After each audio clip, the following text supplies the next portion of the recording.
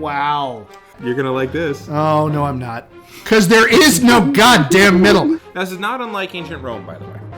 Not so much the family circus. Yeah. Yeah, when I did Mary Shelley, I had the same issue with necromancy. A lot of them wanted to create self-sustaining farms and got into crystals.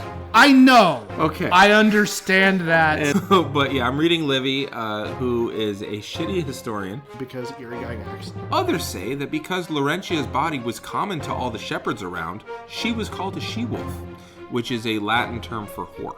You were audible last season. It just, most of it was you slamming the table. As the Romanists at the table. Well, duh. Yeah. Obviously, ipso facto. Right.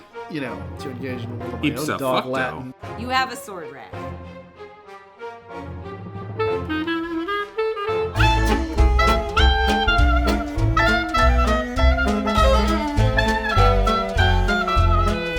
This is a Geek History of Time, where we connect nerdery to the real world.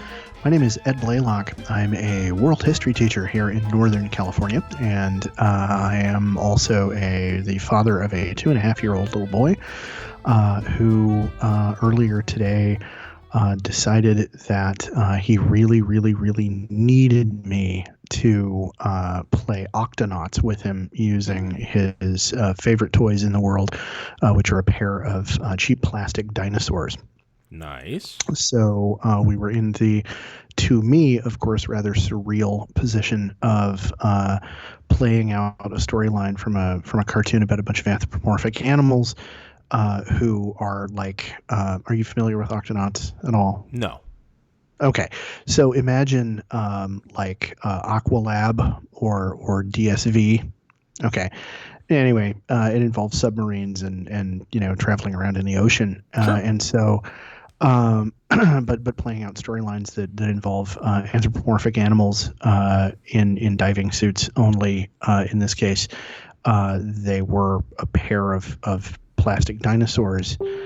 So yeah, I got my daily dose of Dadaism today. Nice. That way. Yeah. How about you? Well, let's see. I am a Latin teacher up here in Northern California. I spent most of my day recording content for all my classes because I don't trust any district to get it right, so I'm going to have a backup system that is as asynchronous as possible. I am the proud father of 2 children, one who is 10 and a half and one who is 8. She just lost her second tooth up front, so now she's got the gap up in the top. And All right. Her brother taught me a little bit about compassion when it came to Order 66. So it was a good week the last week. So All right. yeah. All So right. I like it. yeah. What do you got for me tonight? Because I am spent. Well, we have been working you pretty hard the last few weeks. So what I've got for you. Yeah. Well, I don't know about that part. Social distancing and all. I have no idea, but I'll take your word for it. It's interesting that you should mention Order 66. Oh.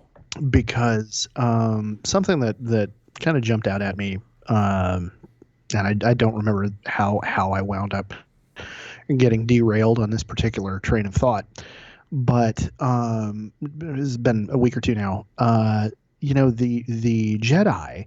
Mm-hmm. In the prequels, Mm-hmm. which of course is when Order 66 winds up happening, Sure. have a very specific kind of organizational structure. They have a very specific kind of a hierarchy that actually winds up becoming one of the more tedious plot points when they have the whole manufactured controversy about okay, Anakin, we're giving you we're putting you on the council, you're going to get a seat on the council, but we're not making you a master. Right. As though it's a bureaucratic thing instead of like a revealed revelation thing. Yeah. Well, and then there's the very I find it pointed. I actually find it very pointed that you talk about revelation. Mm-hmm. In the terms of revealed scripture, Mm-hmm. which is interesting because of what it says about the paradigm through which the whole Jedi organizational structure is viewed. The lens and the whole paradigm in which they were created. And see, the reason for this, the reason I find it is the reason it sticks in my teeth. I'll put it that way.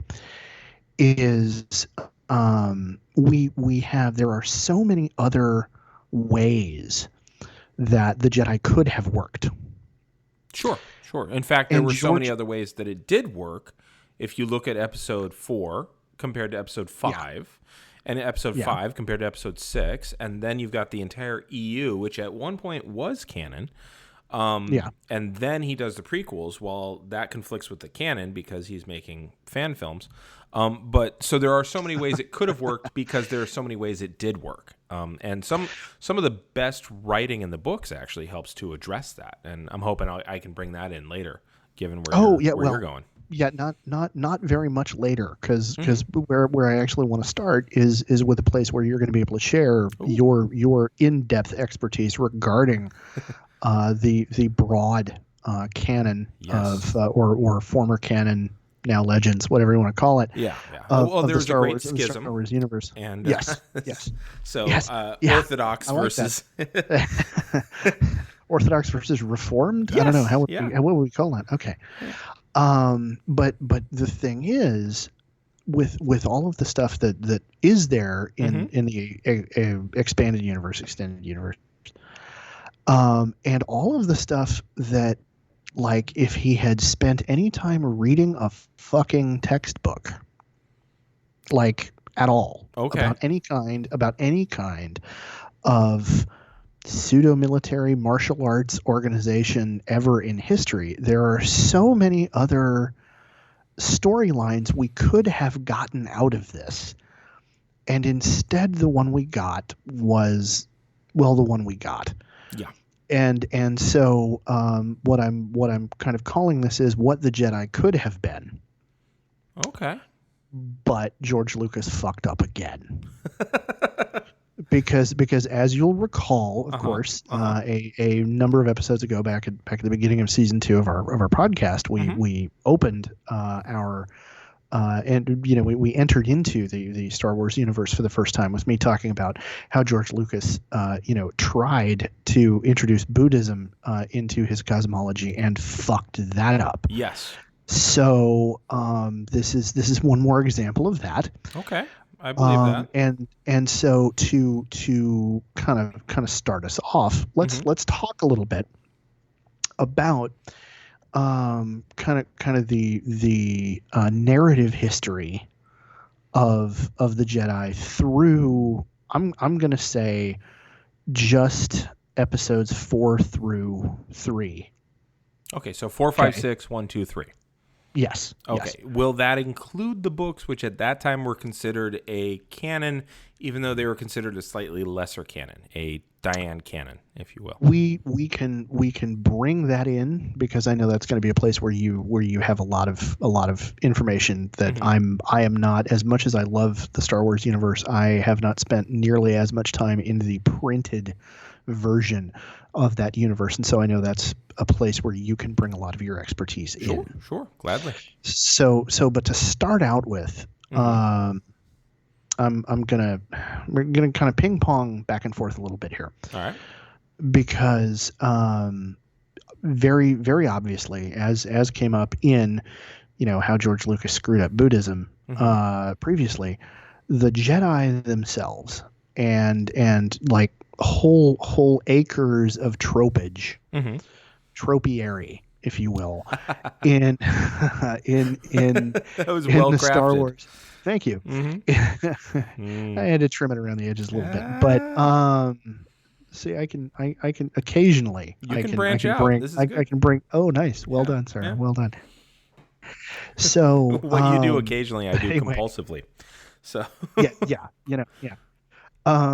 So, but in any event, in the beginning of the prehistory of Star Wars, if you will, George Lucas was this, film student. Yes, he was. Who was very, very, very powerfully influenced by, and I can hear producer George saying it ahead of me, because he, as he listens to this, he'll know exactly where I'm going, because it's where I always go. Kurosawa. Yeah.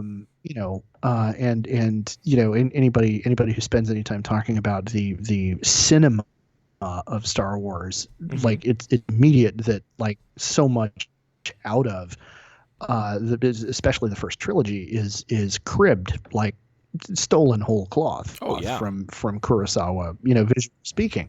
Yes. I mean, with good reason, because the man's a genius. And so the genre of film that Lucas was looking at mostly as the inspiration for this particular part of the background, it's a pretty important part of the background of Star Wars, was the genre of Jedi Geki. Yeah, I mean, I can't. And it's where the Jedi get their name. Yeah, I can't emphasize enough how important the Jedi were to the center of the story of Star Wars. Like, Obi-Wan Kenobi does the pointer scene almost literally with the lightsaber that is the pointer, because he says and this is where I think Lucas did such a good job in Episode 4. He handled like 4 very important things in writing with like 2 sentences each. When they talked about the entire structure of the government, how will he keep the systems in line without the bureaucracy? Tarkin walks in. The Imperial, the Imperial Senate will no longer be an issue. He essentially dissolved it. Yes. So that lets you know there was a Senate.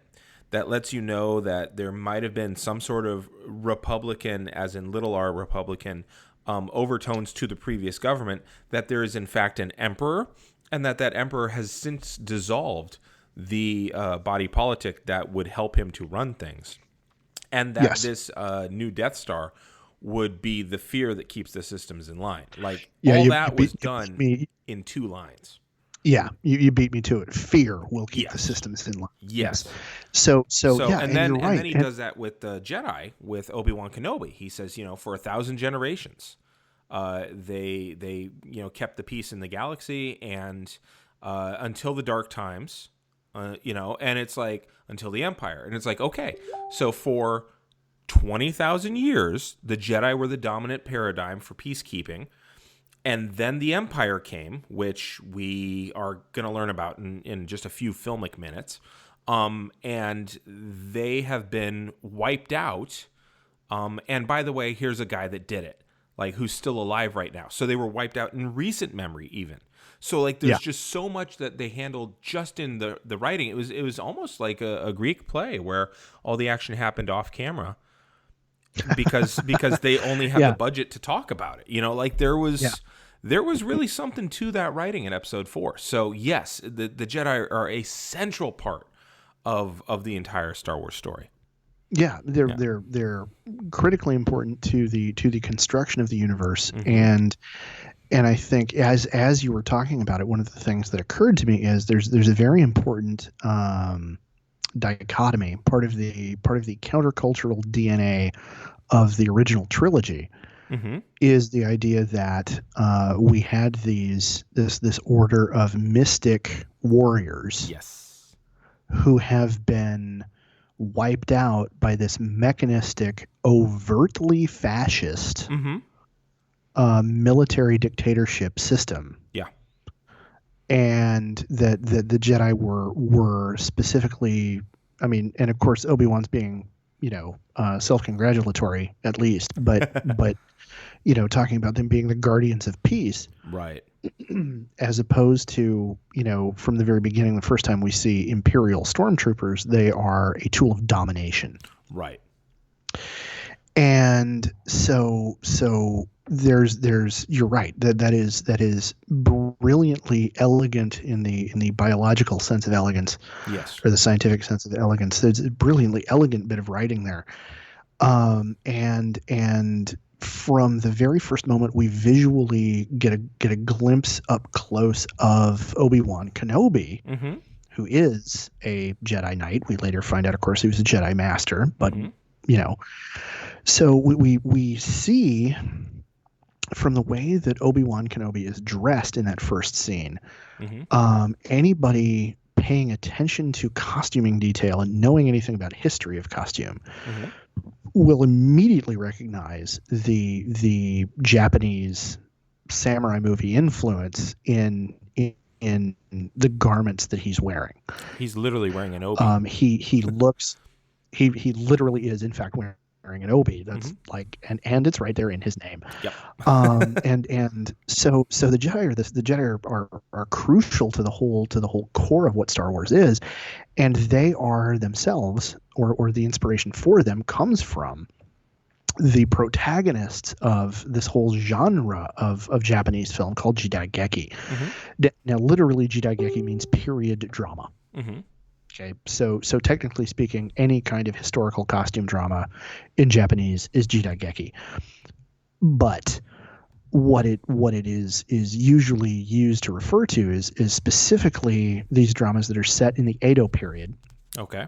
Which, for those not up on how Japanese history is divided into time periods, the Edo period starts in 1600 and ends in 1868. That makes sense because there's 16 is 8 times 2, and 1868 has 2 8s in it, and so that's 4 8s, so that's an 8-0 period. Wow. That you did that as rapidly as you did. I know. You're sitting there thinking, wow, proves Tokyo the long depth enough. Of your psychosis. Which, interestingly enough, of course, is the modern name of the city of Edo. I know what I'm doing. I know you do. Damn it. But that makes it worse. Yeah, it does. It really does. It really does. You realize that makes it worse, right? I feel like cheating. But the defining aspect of the Edo period is that for that 268 years, the country was run by one family, the Tokugawa. Okay. 268 years, by the way, is 2 years shy of being 270 years, which is a cube number, and 8 is a cube of 2. So I see what you're doing there. And 270 minus 268 is a cube minus a cube. So I'm with you. I'm with you. You really need to stop watching QAnon videos. I haven't watched QAnon videos. You know what? I don't believe you because you're finding morology where really there isn't, like, honest to God, there isn't any. But anyway.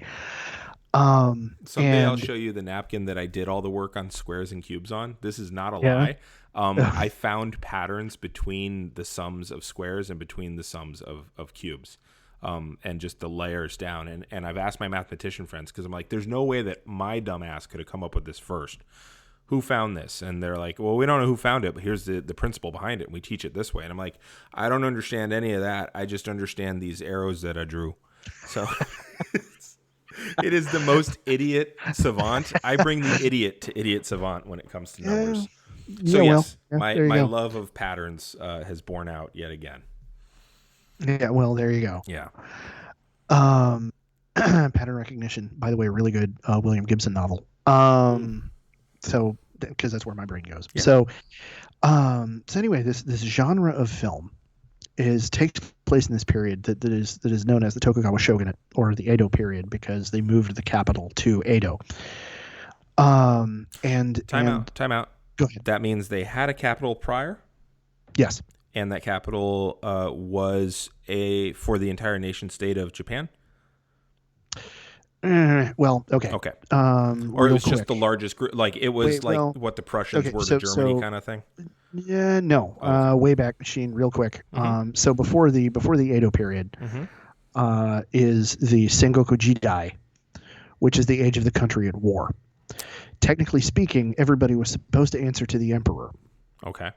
Well, okay, technically speaking, everybody was supposed to answer to the shogun, who was supposed to answer to the emperor. But there wasn't a shogun for over 150 years. I'm trying to remember exactly when one period ended and the Sengoku Jidai started. But during this time period, there was basically constant regional warfare. Okay. Because there was not anybody in charge to keep the local lords in line. Daimyo, literally big names. Think feudal warlords. Okay. Because that's what they were. Imagine what medieval France would have looked like if nobody had like bothered to listen to the king at all ever. Okay. Okay. Medieval French kings, of course, had a lot of trouble getting their nobles to listen to them, but it was kind of an on again, off again kind of problem. And some nobles would be like, well, Right. I could be king. I have almost as legitimate a claim to the throne as you do, so I'm not going to neener. I'm sorry, neener. I'm not going to listen to you. But usually there was enough legitimacy and enough prestige attached to the crown that the king was able to get support to get people to toe the line. The shogunate literally disintegrated at the beginning of the Sengoku Jidai, and everybody was scrambling to try to become the next shogun. Okay.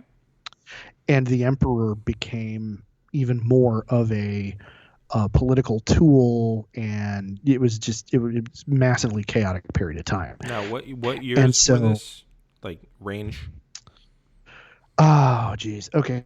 Well, so it's prior to the Edo period, so it's before the mid 1600s. Yeah, 1600, and I'm going to get into exactly what it was that started the Edo period off. Okay. There's a specific reason why the year 1600 is the beginning of the Edo period. Oh, okay. And it's a specific battle that was possibly the most pivotal battle in Japanese history. Gotcha. So anyway, prior to that, I want to say we're talking about since about the 1450s. Okay. So let's see. So it was 150 years, give or take.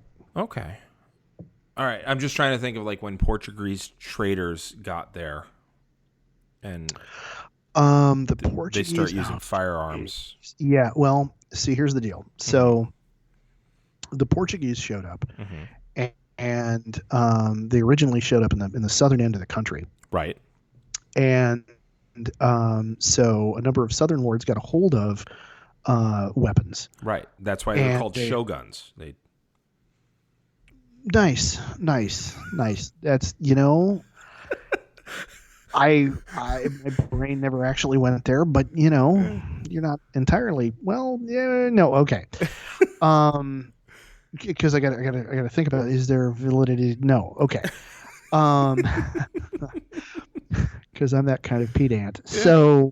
So the thing is, basically, at first, the introduction of firearms, the first couple of daimyo who got a hold of them, what actually wound up happening was a daimyo bought like a dozen matchlock guns from Portuguese traders for small pieces of silver.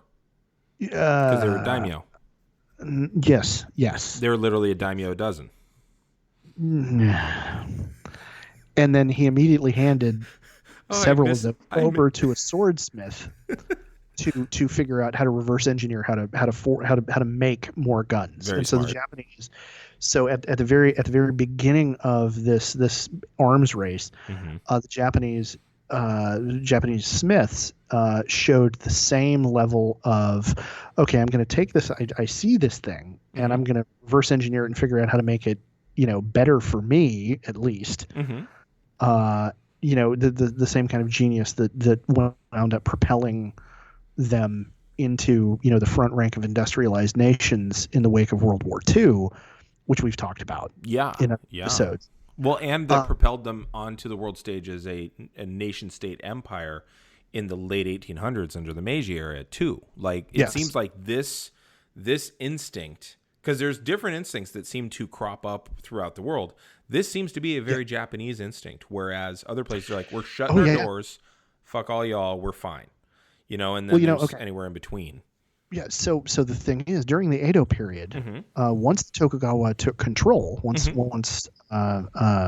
Ieyasu unified the country under his rule, he immedely clamped down on all foreign traders in the country. He did a couple of very important things. Number one, he outlawed Christianity. If you were Japanese, you were not allowed to be a Christian, which forced Japanese Christians to go underground.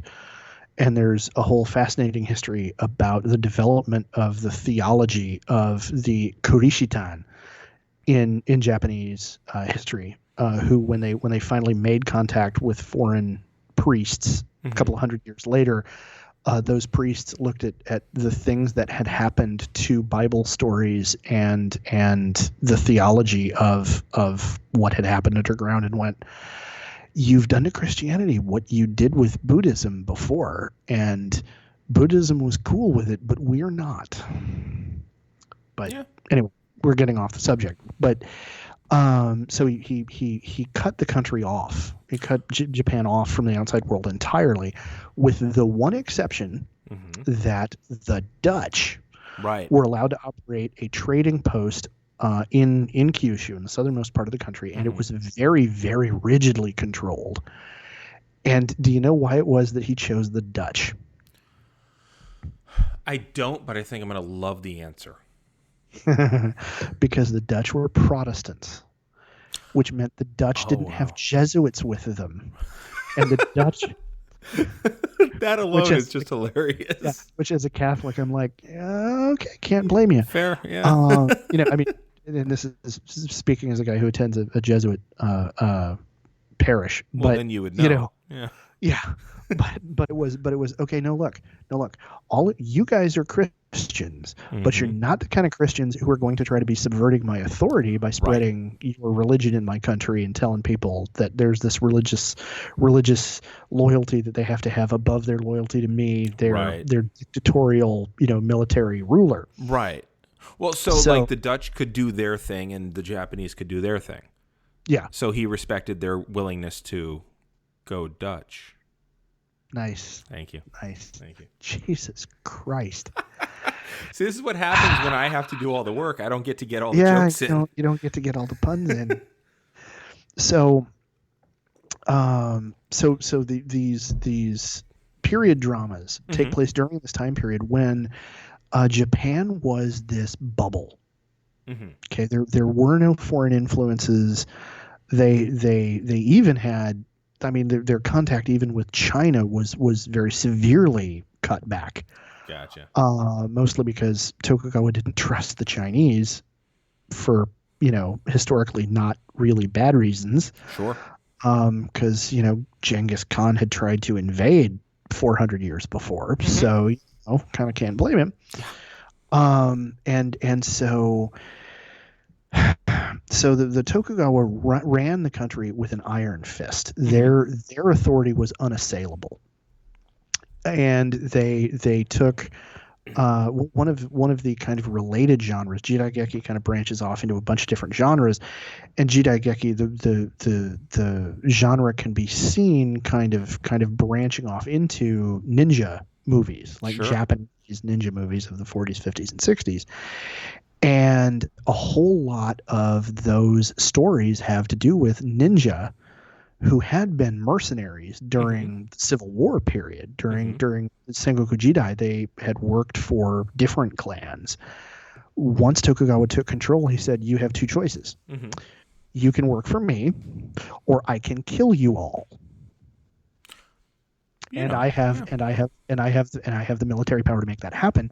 And so those ninja organizations, families, whatever you want to say, the families who had done that stuff during the Civil War period, became his secret police. Oh wow! Okay, so he completely co-opted them. Yeah. Oh yeah, and it's very easy when you're teaching the history, especially to like middle schoolers in the seventh grade. It's really easy to say, okay, so now what we have is this feudal system with, the shogun being like the king and the daimyo being like these lords. And the thing is, those parallels are there and they are kind of valid, but they don't show the full picture. And when you get to university level instruction, you basically need to say, no, this was a military dictatorship with feudal trappings. Okay, yeah, I could see that. I think it's interesting too that so the Jedi-Geki movies are set in this period of time. In some ways, you're following around.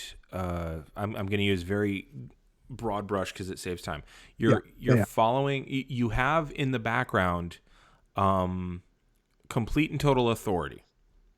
Yeah. Okay. But in the foreground, you have essentially errant knights or lone gunmen Yes. wandering around. Yes. And I think about the Western movies that also absolutely inspired this. Mm-hmm. And the difference, though, what I think is fascinating there is that the difference is there was no government out west. That's why people came out west. They were fleeing an authority. Whereas the Japanese model is there is a total authority in the background. Whereas in the American model, it's no, there ain't shit in the background. Like Total lawlessness. yeah, and the other difference I think is interesting right there is that in addition to the total lawlessness, so there's nothing propping anything else up. There are Native Americans walking the land because they're the same thing in zombie movies. But they're Native Americans walking the land who are a continual menacing threat anytime you run out of writing ideas. I wonder, and they are a native group that has been reduced quite a bit to a menace. Do they have anything in Jedi Geki movies that are similar? Is there the Ainu are somehow represented? In those, what's interesting? No, because by the Edo period, by the time period that Jedi Geki mostly focuses on, because it should be noted again. I'm describing Jedi Geki with a broad brush. The overwhelming majority of Jedi Geki stories are from the Edo period. There's a subset of them that are during the Sengoku Jidai, and there are some that are from even earlier in Japanese history. But the overwhelming majority of them are during this time period. And by the time of the Edo, the Ainu had been driven to Hokkaido. Okay. And if we wanted to look for a time period that would generate that same trope for the Japanese, we would have to go back to before the Heian period. And if we could get into the Wayback Machine, the Andre 3000, to get into the Heian period. Nice. Thank you. Nice. Well done. Thank you. Yeah. Okay. So no, there is no real analog to the Native American menace in the Western. Not without an awful lot of subtextual difference. Right. It's not a one-to-one. Have you? No, it's not. Have you seen the Seven Samurai? Seven Samurai. Oh God, yeah. Well, I mean, I fell asleep the first time, so I only saw 6 of them. But then, okay. No, actually, I loved that movie. I thought it was phenomenal to the point where the episode of Mandalorian where they're training people to fight against the Klatooinians. Julia loves that episode, and I can't wait to show them both, William and Julia, the Seven Samurai. Oh yeah, I'll be looking forward to that. But yes, I have seen the seven. So okay, I just want to go back just for half a tick more. So in the American Westerns, which were absolutely influencing Jedi Geki movies, lawlessness existed, and a menace that no law could help control were paired together as the background. Whereas in this one, the background was a military dictatorship that was absolute. I think that's a really interesting contrast between those two, just in terms of the culture, because Jedi Geki movies are in the 50s. You have American occupation fresh on the mind. This is true. And whereas in America during the Western times, it's essentially repackaging American what do you call it, in individualism, because of the threat of you've got the threat of communism. So you've got this pervasive menace. So they're still writing at the time that they're writing. Like they're still reaching back to a time that reminds them of what's going on right now. Yeah. And what's really interesting about Jedi Geki also is that it is the same kind of mythologizing of their past, and a hearkening back to their cultural national identity. In the same way that Westerns are, at a time when there was a great deal of uncertainty, there was a great deal of existential threat, and for the Japanese, there was a great deal of proof, emotional angst attached to the way the war had ended. And so in Jedi Geki stories, and this is kind of how we're gonna now kind of move back to talking a little bit about Star Wars this way. it's great that you point out that, you know, the protagonists in these stories are these knights errant kind of figures, because the thing is, some Jedi stories, like, very broadly divided into two categories. There are either Edo stories, which are focused in and around feudal shogunal Tokyo, Right. or they are wandering stories, traveling stories, where you have the protagonist or plural protagonists are these wandering swordsmen. And in nearly all of them, so as you say, you're right, there is the backdrop of the Tokugawa shogunate, which was this absolutist military dictatorship. And all of these stories, in some way or another, examine the way that individual heroes have to deal with that system breaking down for the little people, or people who are not at the top of the social order.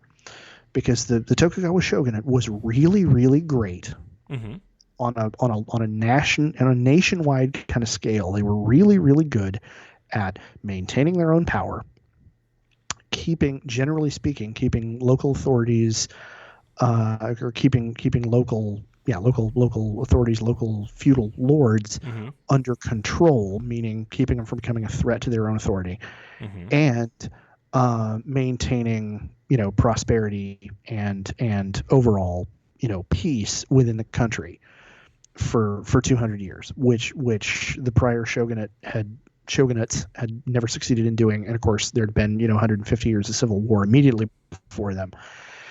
And so there's this kind of, well, you know, yeah, fascist dictatorship. On the other hand, 260 years of no civil warfare, you know. Yeah. It's like if Batman was which in way charge. you want to go. Yeah, pretty much. Yeah. You know, and so the heroes wind up encountering these places where that system is broken down. So the Seven Samurai is a classic example. It's like, you know, literally a textbook example of Jedi. And so these bandits who used to be samurai, who were feudal warriors fighting during the period of civil war, are now living in the hills, and they have now formed their own army under leadership of some, you know, Nobuseri leader, and they're saying, you know, you got to pay up or we're going to kill you all. Right. And so the people of this village now need help, and the local authority doesn't have the tools to do that because he's in Edo. He's been pulled to the capital by the shogunate to make sure they can keep an eye on him, because part of the system was, as a local daimyo, they called it alternate attendance. You would spend 1 year in Edo acting as a flunky to the shogun, and then you would get to go home to your own territory. And so while you were in absentia, you had some other member of your family, somebody else running things. Sure. And so, you know, if your local lord was in Edo, you had to rely on whoever was there to solve these kind of problems. And in this particular case, it's like, well, you know, it's one village, and to the shogunate, whatever, it's one village. It's not that big a deal. They're not going to, you know, so the villagers have to find some, you know, knights errant to save them. This sounds very Robin Hood. You know, yeah. In some ways, like, there's a different mechanism for removing the guy who keeps the order, but it sounds very Robin Hood on some levels. It also sounds very similar to, you had this, you have a town marshal, but you also have a county sheriff. And the county sheriff is almost always a unreliable fellow, and the town marshal can only do so much. And that's why you need to have, you know, Emilio Estevez come in. Somebody's hands are tied for some reason, you know, and in very many of these stories, talking about the Western's parallel, you know, you have the situation where there's, you know, some oil baron, some local landowner who wants to, you know, drive all the smallholders off of their territory because, he wants to get the mineral rights, or he wants to bring the railroad in and make a bunch of money, whatever. And so he gets together his hardened killers, a bunch of ex-Confederate types, and they're gonna kick everybody off the land, and you've got to have Shane come riding into town, exactly. The knight errant wander in, and so it's the same mechanism. Clean up the town. It's the same mechanism. Only in many of these stories, it's the nephew of the local lord is insane, and he's kidnapping the daughters of local families. Sure. And but because of the family's connection to the shogunate isn't going to do anything about it because the embarrassment would be too great. So we've got to hire samurai executioner to come in here and do the job for us. And so, the historical mechanism of actually having all of these wandering swordsmen I can get into later, but because they actually did have all these wandering swordsmen, and bandits were a problem, but we can get into that in a minute, but narratively this leads us directly to this conception of the Jedi that we get in the original trilogy. Yes. Of being these, they're not really. It's never stated in the original trilogy. This is something that hits me in the face every time I think about it. Is in the original trilogy, we were never given the idea that the Jedi were agents of the Republic. Right. They seem to do it on their own. And even in episodes 1, 2, 3, they were agents of the Republic without being agents of the Republic. Like, that was a plot point, was that Palpatine was grabbing more Republic power over the Jedi, and they were chafing under the idea of that, the very idea of that. Yeah. In the prequel, the prequel trilogy, we then in the first three movies and in Splinter of the Mind's Eye. Oh boy! I want to go back to Splinter of the Mind's Eye. Okay. Yes, I know. We're just gonna compartmentalize very heavily here, because we're gonna take all the ick that's involved in nobody knew that Leia was Luke's sister yet. Right. And we're gonna shuffle that off to one side. And the conception that Luke carries in his head of what his job would be in that situation as a Jedi. Right. Is solidly that he is somewhere between a Knight Templar, peerless, skilled, ass kicker, right, wandering swordsman, and paladin of Charlemagne, like, and there's no. So the Knights Templar were a religious order, but they were knights first and foremost. There is not this conception of a Jedi being particularly monk-like at that point in the conception. We don't see monkness until we get to Empire Strikes Back, right? Which is where it first comes up. And again, I'm going to say this is also where we really first get the overt introduction of kind of Buddhist ideas and direct Eastern like the Eastern mysticism of it all is overt for the first time when Yoda starts teaching. Oh yeah. Because if you look back to Obi-Wan's teachings, number one, I mean, he knew Luke for like 4 days at the most. Yeah. So how much could he have told him? And half the things he's telling him are to manipulate him into coming with him. But like, hey, here's some cool tricks you can do to prove that I'm right. And, here's some like basic, like, let go of your feelings, feel the force flowing through you. And it's clear that I'm not force sensitive because I can't make heads or tails of any of that shit. But like him telling Luke all these things he's getting a super crash course in Jedi-ing, you know, he's teaching him what he can while he can. And that right there feels very much like individual mystics can tap into the Force and do this thing that loosely ties them all together. Maybe if you see another one, you're bound to help him or what have you, but otherwise you just kind of wander the earth like Cain. And then you get to episode 5 and it's way more monk.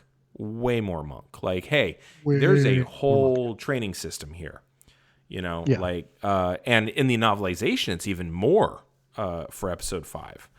Because I mean, Yoda has these little balls of energy that shoot the shit out of Luke and knock him out for hours on end.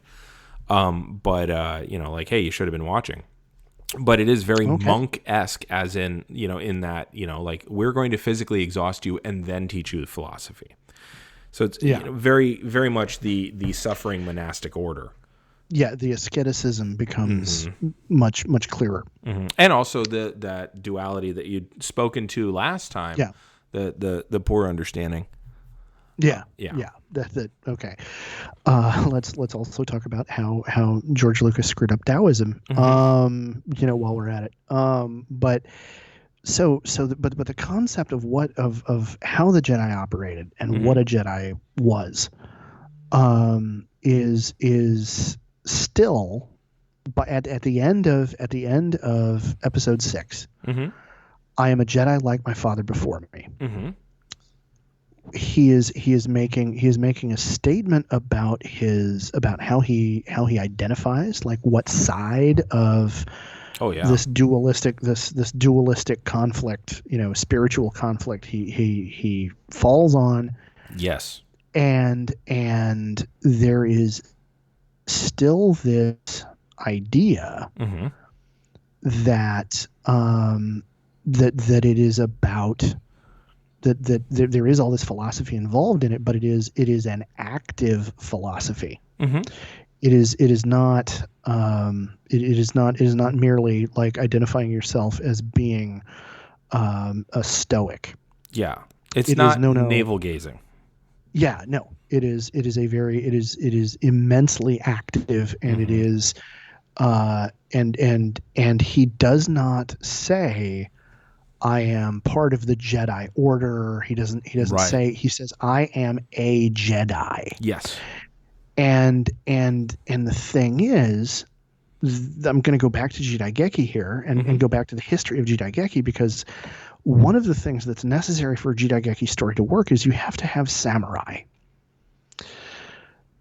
Because in Edo period Japan, being a samurai was not just your profession.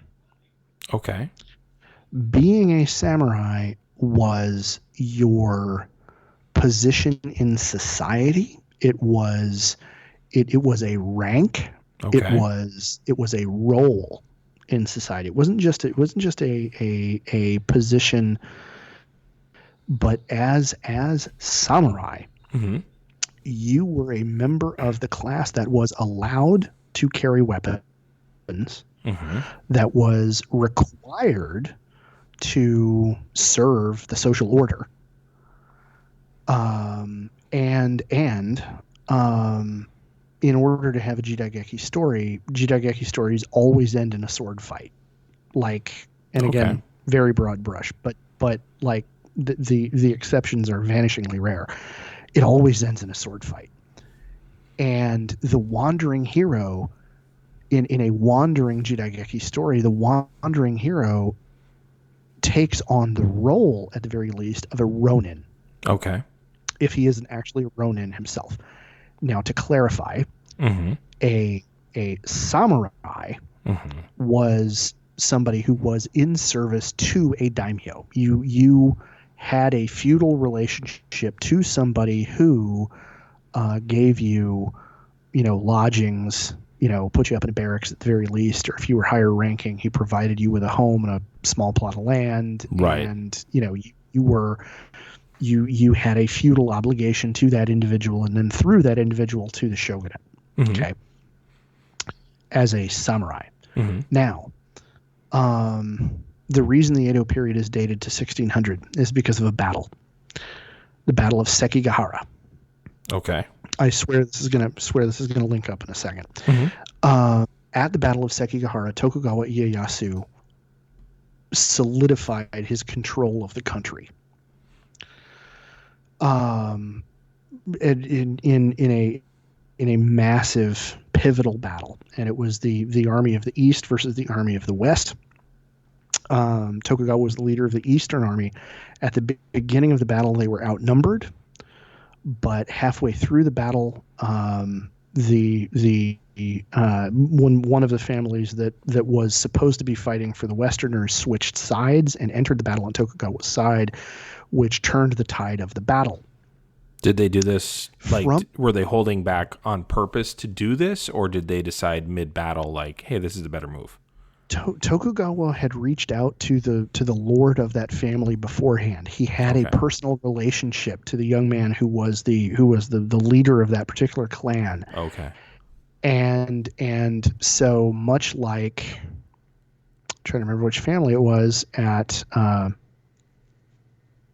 oh geez, Wars of the Roses. Anyway. Oh, Plantagenets and the Tudors. But Battle of Bosworth Field.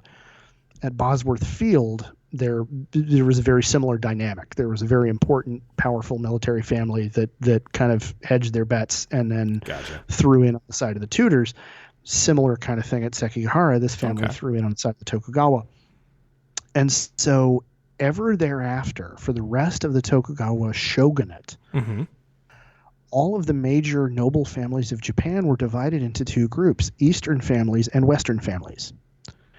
And that didn't always correspond to where their territory actually was in the country, because one of the first things the Tokugawa did was, as soon as he had the power to do it, Ieyasu picked people up and moved them. Oh, that's very English, king. Your family has been ruling this territory right here for the last 300 years. I'm picking you up and I'm moving you over to this other part of the country. It's the exact same amount of territory. Your income is probably shrinking slightly, but you can't complain about it because on paper it looks the same. Right. But the people who live there are not your people. Right. You have to reestablish new relationships. So while you're scrambling, I've got more power, and now you're dependent upon me for your power. And I will package it as a way of, you are so good at what you're doing, I need to move you over here. Yeah. Yeah. Pretty much. Yeah.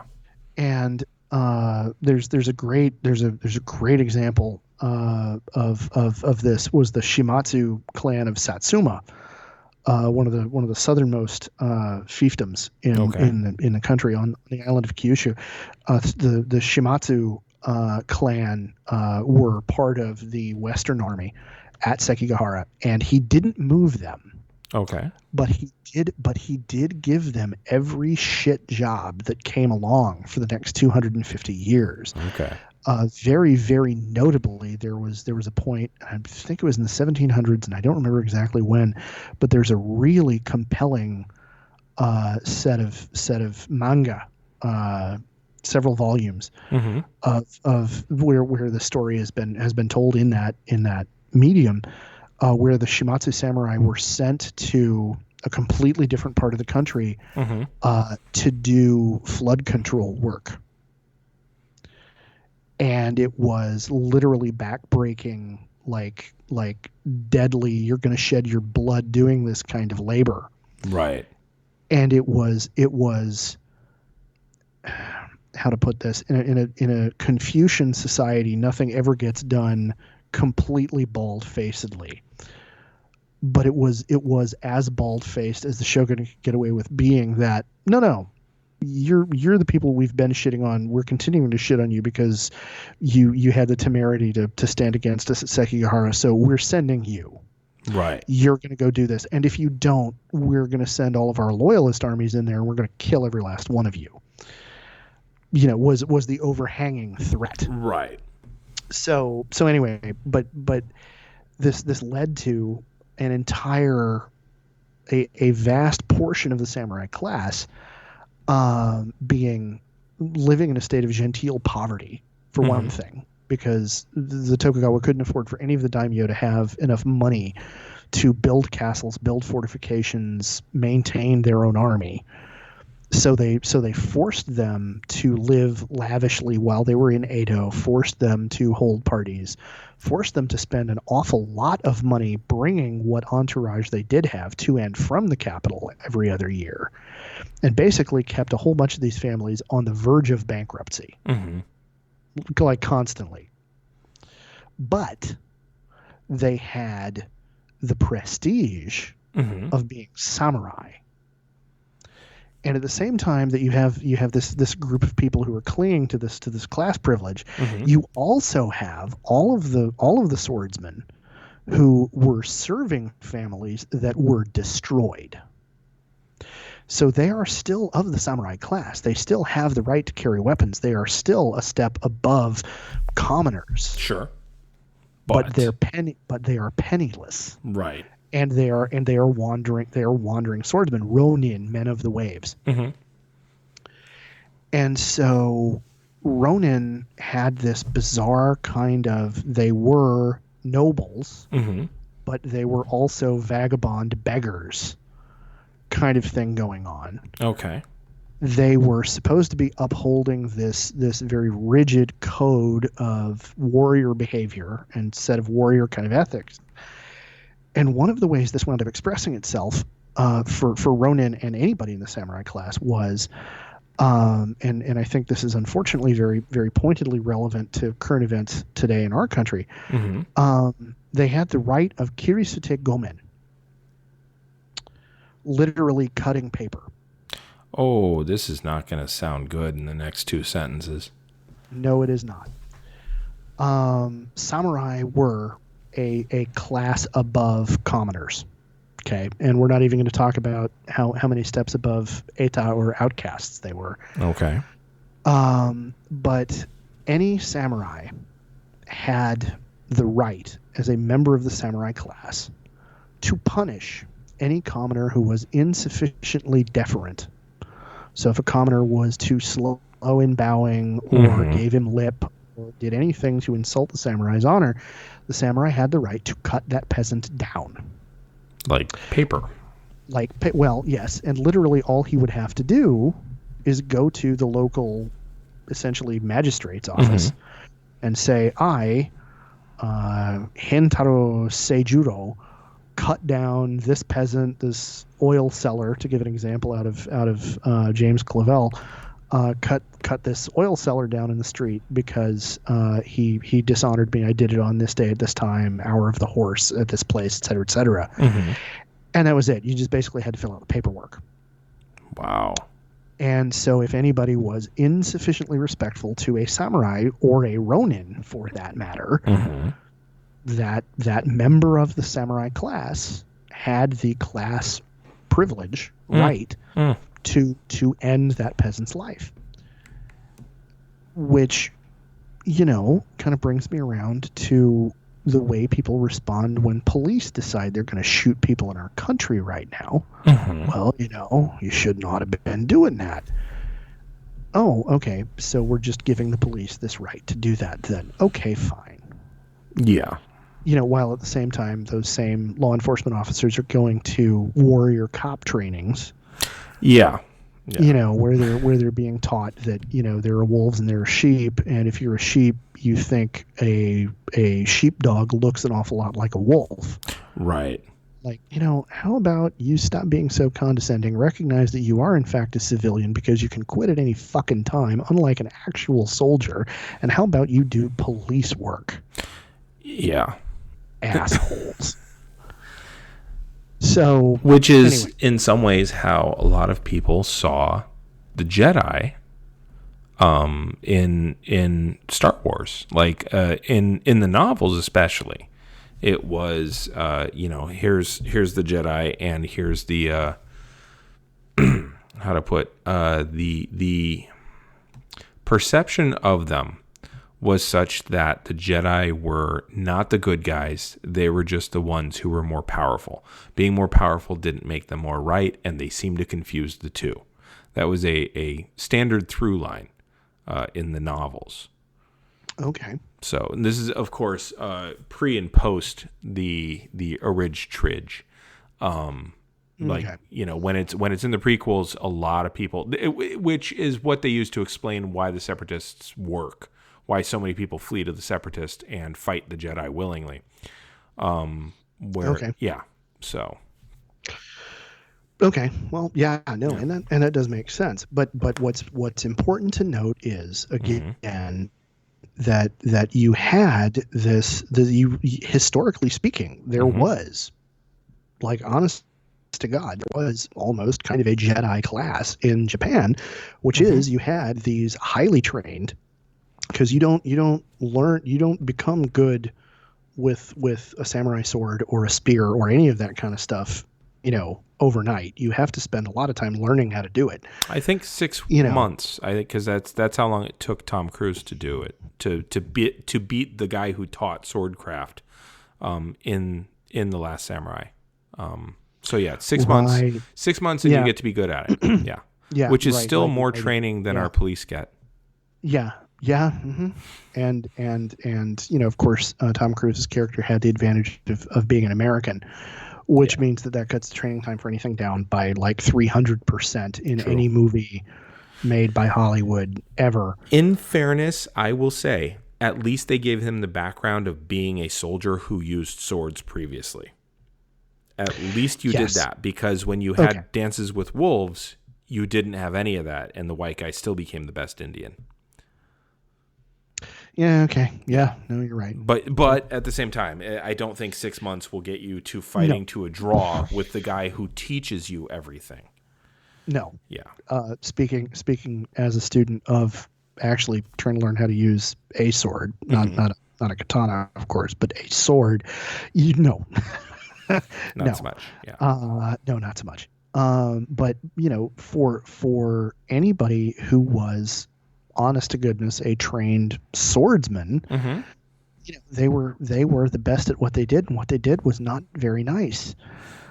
And they were expected by the society they lived in to follow this incredibly rigid, in many ways really toxically macho kind of code. Oh yeah. And so that gave rise to, anybody slights your honor. If it's another samurai, you're going to have a duel. If it's a peasant, you're just going to fucking kill him. And then there was this huge issue as the Tokugawa shogunate went on and on and on. You had this class of the only people who could reach middle rank or higher in the social bureaucracy of the government were members of the samurai class, and so they identified as warriors, but they made a living as tax collectors and civil engineers and all of the other kind of bureaucrats that you need to have in order to make a government run. Sure. And so there was as a class, they had this massive identity crisis going on, which in some more recent samurai movies is wonderful. It gets explored in a really great way in a couple of them. But in Jidai, what you have is the Western is like in the Westerns, you have the romanticized, soft focused kind of version of this, which is, the men who weren't able to do that, the men who lost their family, lost their position, right. Went off into the world, wandering, and along the way, when they see the situation of injustice, they're compelled, they have to do something about it. Right. And it's very, very Confucian. It's based on the idea that when they see somebody being dishonorable, they can't walk away. Right. And even when the protagonist is morally gray, he eventually has to come around on the side of defending, the star-crossed lovers, or helping the widows and orphans, or so in my favorite Jedi movie of all time, Yojimbo. Okay. It's Kurosawa directing, and I've completely forgotten his name. My favorite Japanese actor of all time, Toshiro Mifune. Toshiro Mifune. Correct. Thank you. And Toshiro Mifune in the title role, he plays this guy who is outwardly a scoundrel who winds up playing one organized crime family off against the other, and kind of for the first 25-30 minutes of the movie, he's kind of playing both sides against the middle and kind of making some money, living comfortably off of it. And then his plan all goes to shit because he kind of gets caught out, but the reason he gets caught out is because he has to step in to save an innocent bystander. Okay. And then once that happens, it's like, okay, no, I gotta fix this by basically like killing everybody. So then you have the combination master swordsman and guile hero then being like then also turning out to be basically unkillable, even though he gets the shit kicked out of him, but they don't kill him, and he comes back, and it's a great movie. And okay. I'm doing it a massive disservice by oversimplifying it, but anyway, so but that's the kind of story arc that is ubiquitous in the genre, is this wandering warrior who has this innate moral code, who gets pulled into having to do the right thing whether they really want to or not. And so the historical template for Jidaigeki are the samurai and the ronin of the Edo period. And so spiritually, it's the samurai and the ronin of the Edo period who are the genesis of the Jedi. Okay. And so that is kind of where that all brings us to this point. That's actually a really good cutoff point. That's kind of what I was thinking. Yeah, you're absolutely 100% right. So yeah, if you need to tidy up a few more edges there, you're welcome to do so. But if not, then we can certainly turn this into a two-parter, if not more. Oh, it's going to be more than two parts because there's more to say about the historical roots of this with samurai. Good. And then we can get into what the Jedi actually wound up looking like, which is a lot more like the Order of the Knights Templar, which I can go into. And then what it could have looked like, which in the East is I'm gonna talk about apostolic succession, as it were, in lineages of martial arts. Teacher to student, and different schools of swordsmanship, different schools of karate, iaido, aikido, etc. And then I'm also going to talk about the Freifechter guilds of Germany and how that could have been a model the Jedi could have been built on, and some of the stories we could have gotten could have been a lot more interesting. Cool. So based on where we are cutting off, what is your takeaway right now? Takeaway right now is that, when you see a movie is inspired by true events? Yeah. Yeah. Normally that's like there's literally a nugget of it, and it might just be a costuming nugget that gets through. So, and this doesn't even claim that, but I think the Jedi, like I said earlier, the Jedi in the canon, just in the what was called the Lucas canon. By the way, there are different levels of canon. What was called the Lucas canon, the Jedi in that went through a number of changes as he kept writing, because he didn't write with the end in mind, and the Jedi show that pretty clearly. Yeah. So I would say that my takeaway is essentially that maybe a Central Valley car enthusiast filmmaker from the auteur tradition doesn't know shit about shit when it comes to actual history and antecedents. And it's a really good thing that a committee and a studio hemmed him in for the first 3 episodes, because those were good. Yeah. But when his wife was not editing his shit for him, and when nobody was hemming him in because he was the studio, we saw what happened. And when he didn't have Harrison Ford there on set to look at him and say, "You can write this shit, George, but you can't say it." Right. But even that, it was still the editing process that saved that whole movie. Oh yeah. Well, yeah. No, but did you? So I'm sure you did, but I'm going to ask anyway. Did you ever watch? I know with the prequel trilogy, in the box set, there was behind the scenes before the film was while they were in storyboarding and all that stuff. They had all kinds of stuff that got turned into a documentary. And I don't remember who it was, but it was one of the guys at ILM who kind of acted like the kind of stage manager of the documentary, and they'd be interviewing him, and he'd say, well, and George had this really great set of ideas, and we went into storyboard. It was just and he was like in those moments where he was talking directly to the camera, he was just effusive about like, oh man, this was so great and everything. And then you cut away to an actual scene where Lucas is going over the storyboard with a bunch of people in the room, including this guy.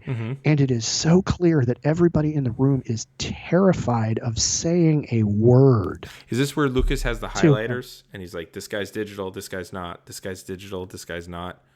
Is it during that scene? Yeah. Well, that one and a whole bunch of others. And there's just a whole bunch of people in the room who are like, whatever you say, because at this point you're the God Emperor of ILM, and if I say anything, I'm out on the street with like nothing. Well, with a ton of experience, but at the same time, I don't get to be under the wings of the dragon.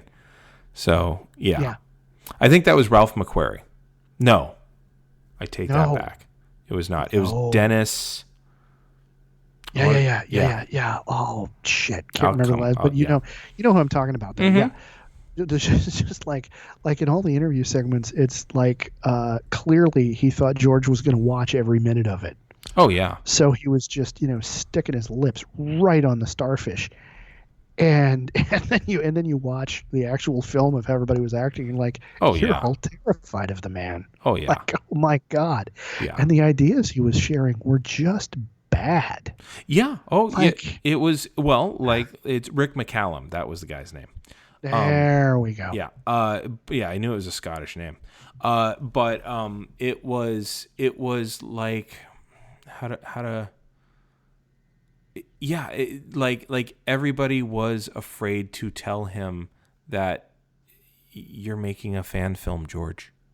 I love how you encapsulate it all into that, because it's totally correct. It really is. And that's not the way I ever would have come up with phrasing it on my own. But yeah, you're totally right. It really is like, so what we're saying here is you watched Troops and decided you wanted to do that. Yeah, you just have more money. You're a money mark, You all the money. The money. No, George Lucas was the WWF, and he turned into GFW. Which, if you have not watched a documentary on Global Force Wrestling, you gotta. Oh my god! But the guy who developed it, it was just hilarious. They asked everybody, like, what would he be doing now if he hadn't died? And one person's like, time. And when he died, there's a wrestler who's like, well, he died doing what he loved, cocaine and hookers. It's just so much fun. It's so much fun. Oh my god! So what you're saying is this guy was the Joe Exotic of professional wrestling? Yeah, after a fashion, yes. Yeah. Okay. Yeah, that'll date us. So anything that you're reading or watching as of late? Oh, I'm up to my neck in the process of trying to prepare for virtually Yeah. teaching my students until October. So not really. Okay. Fair. I wish I could say something different, but no. I will say that folks who listened to our episode back in season 1 Mm-hmm. about Thatcherism and 40K may or may not be heartened to know that I have actually started spending an awful lot of my spare time back in that universe again. Good. Preparing for and November, I see. Well, yeah. If I can figure out how to use a bolt gun between now and then, that probably wouldn't be a bad idea. I have oiled up my chainsword and I'm ready to go. But I was just thinking in terms of heraldry. Yeah, well, yeah, Yeah. you know. So, but yeah, that's pretty much what I got going on. How about you? What are you reading these days? Let's see. I am also feverishly putting out content that will be district proof. For my students. So just tons of... You're infinitely more productive than I am. I haven't put out any content yet. I'm just busy boning up on what the hell am I going to even try to do. Well, the advantage of teaching a skills-based class that I am the only expert on in the entire district. But good. Yeah. I just show up and know stuff. It's kind of nice. But I do recommend, if you get a chance, go watch The People versus George Lucas. It's a delicious little film, documentary. I think that's where I actually cribbed the stance and the verbiage for he made a fan film. I don't think that's mine. Okay. But I think I got it from there. So I would recommend that. And other than that, the other thing I would recommend is I have fallen down the deep rabbit hole of watching Letterkenny. Oh, really? Oh my God. Have you seen that? You need to see that. Bits of it. I haven't actually sat down and watched the series. I've seen the clips that are all over YouTube. Oh, I don't know any clips that are on YouTube. Just watch the videos. Don't fuck up my steak dinner, Derry. Yeah, that's in there. But I will strike you. there is so much good writing and so much trusting of the audience in that show. I strongly recommend that you go watch it. So that's what I would recommend. So, I'm gonna have to check it out then. Always, where can people find you on the social medias? I can be found on the social media. Thank you, Squirrely Dan. They can find me on the social medias at Mr. Blaylock on the Instagram. Mm-hmm. Sorry, took me a minute. On Insta at Mr. Blaylock. Mm-hmm. They can find me on the Twitter at Blaylock. Oh. And if you really want to be disappointed, you can look for me on the TikTok at Mr. Blaylock as well, and find the one video that I've put up. Nice. How about and of course, if you want to shout at the two of us on the Twitter, you can go to Geek History Time. Yes. And Mr. Harmony, where can they find you on social medias? You can find me at Duh Harmony. That's 2 H's in the middle on both Twitter and Instagram. As Rosales_Pedro did this last time. Shout out to him asking about the Hawkeye comic that you mentioned. So I put him onto the track of that. That Fraction one. Yes. And from 2015. And so you can find me on those as he has and as several others have as well. And yeah, no, I think that's about it. You can also find me on twitch.tv/capital puns, capital with an O, every Tuesday night at 8:30. So, and if you are a producer looking to produce a wrestling talk show, Calling It in the Ring is on hiatus until we can find ourselves a good producer. So hit me up. All right. So for A Geek History of Time, I'm Damian Harmony. And I'm Ed Blaylock. And remember, fear leads to anger. Anger leads to hatred. And hatred leads to a deep misunderstanding of how Buddhism actually works.